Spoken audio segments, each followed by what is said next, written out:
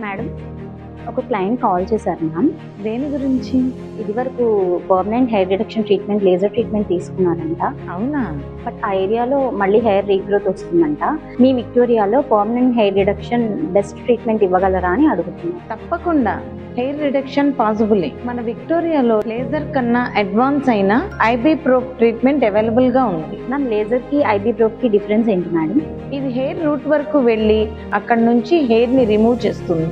Multiple sessions లో hair route బలహీనంగా అయ్యి హెయిర్ గ్రోత్ ఆగిపోయే అవకాశం ఉంటుంది. మల్టిపుల్ సెషన్స్ అంటే ఎన్ని సెషన్స్ పట్టచ్చు మేడం? హెయిర్ సైకిల్ అందరికీ ఒకేలా ఉండదు.